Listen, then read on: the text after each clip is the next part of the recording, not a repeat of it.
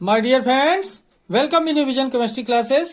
आज की क्लास में पढ़ेंगे अर्ध आयुकाल तथा शून्य कोटि की अभिक्रिया के लिए अर्ध आयुकाल का व्यंजक। अर्ध आयुकाल तथा शून्य कोटि की अभिक्रिया के लिए अर्ध आयुकाल का व्यंजक पढ़ेंगे।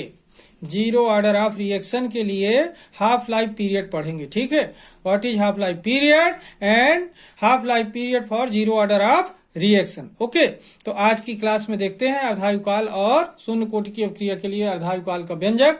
तो इसके पहले आप लोग ने अगर मेरे चैनल को सब्सक्राइब न किया हो तो सब्सक्राइब कर लें और मेरा सहयोग करें और देखिए अर्धायुकाल तथा शून्य कोटि की अभिक्रिया के लिए अर्धायुकाल का व्यंजक। ओके, तो देखिए अर्ध आयुकाल के बारे में देखते हैं। ठीक है, अर्धायुकाल का डिटेल देखिए। अर्ध आयुकाल देखिए, इसका डिटेल क्या है।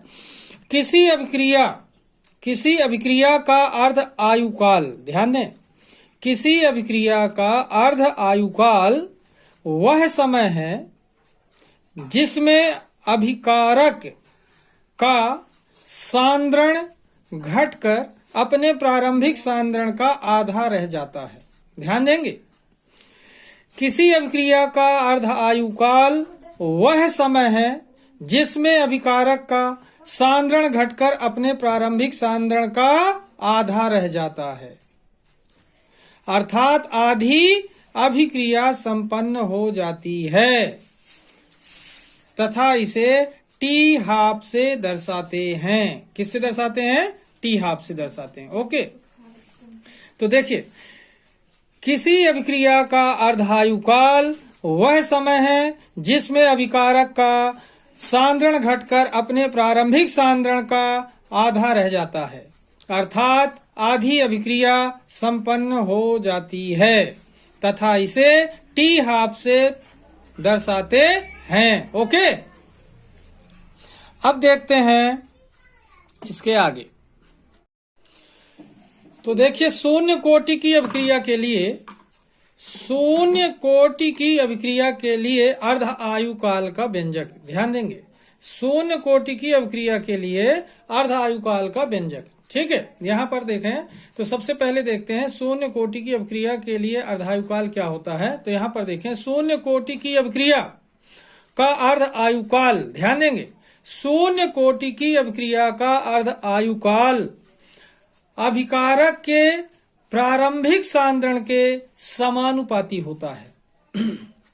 ध्यान देंगे, शून्य कोटि की अभिक्रिया का अर्धायुकाल अभिकारक के प्रारंभिक सांद्रण के समानुपाती होता है। ओके, अब देखते हैं इसका व्यंजक, शून्य कोटि की अभिक्रिया के लिए अर्धायुकाल का व्यंजक। ओके, तो अब देखिए, शून्य कोटि की अभिक्रिया के लिए अर्ध आयुकाल का व्यंजक, गणितीय व्यंजक देख रहे हैं। शून्य कोटि की अभिक्रिया के लिए अर्धायुकाल का व्यंजक देखिए। शून्य कोटि की अभिक्रिया के दर स्थिरांक के सूत्र से अपन यूज कर रहे हैं, शून्य कोटि की अभिक्रिया के दर स्थिरांक के सूत्र से।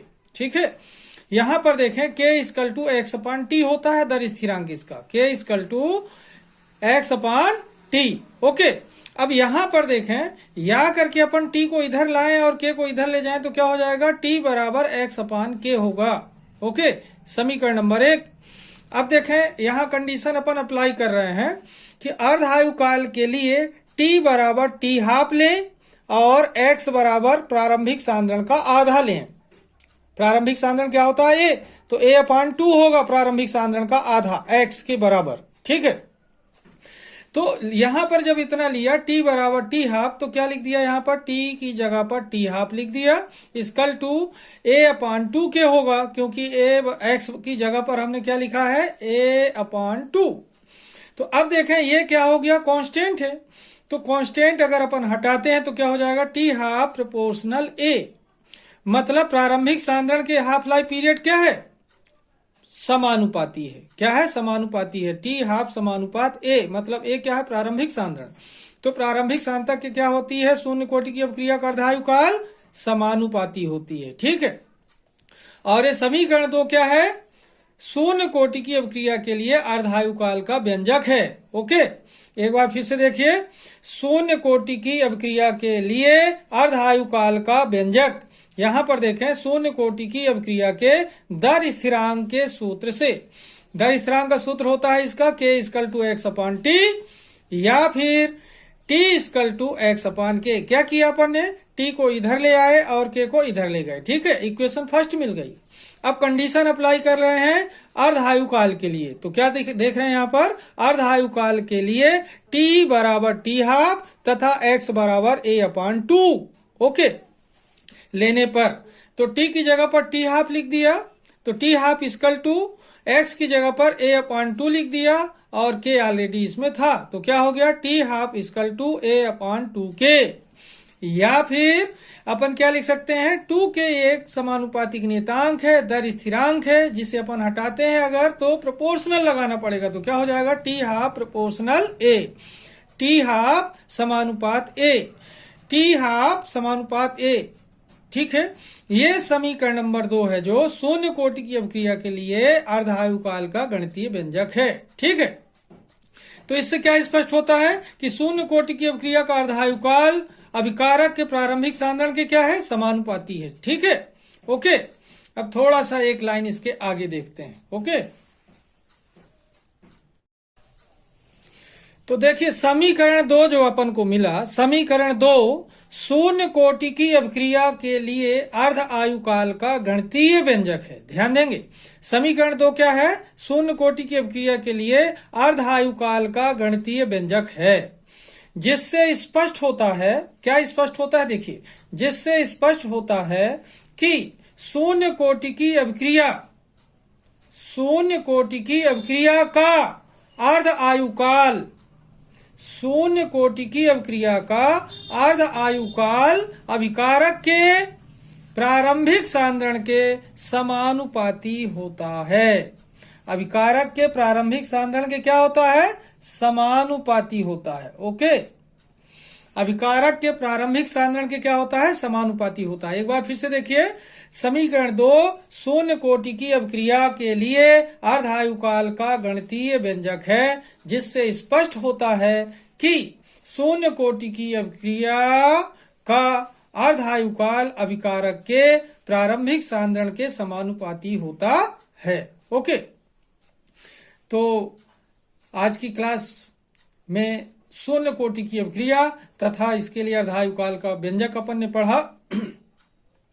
तो ये आंसर आपको कंप्लीट हो गया है और आज की क्लास को भी मैं यहीं पर समाप्त करूंगा।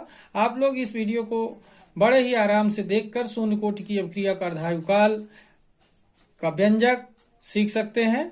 क्वेश्चन क्या हो सकता है, अर्धायु काल किसे कहते हैं, या शून्य कोटि की अभिक्रिया के शून्य कोटि की अभिक्रिया के लिए अर्धायु काल का व्यंजक व्युत्पन्न कीजिए। यह क्वेश्चन हो सकता है, अर्धायु काल किसे कहते हैं तथा शून्य कोटि की अभिक्रिया के लिए अर्धायु काल का व्यंजक व्युत्पन्न कीजिए। ठीक है, इस तरीके से क्वेश्चन हो सकता है। यहाँ पर ऑब्जेक्टिव भी हो सकता है, देखें कि शून्य कोटि की अभिक्रिया क्या होती है, अभिकारक के प्रारंभिक सांद्रण पर निर्भर करती है, यह समानुपाती होती है। ये दो बातें क्वेश्चन बन सकती हैं ऑब्जेक्टिव टाइप की। ओके, ध्यान रखना। तो आज की क्लास को मैं यहीं पर समाप्त करूंगा। तब तक के लिए धन्यवाद। जय हिंद, जय भारत।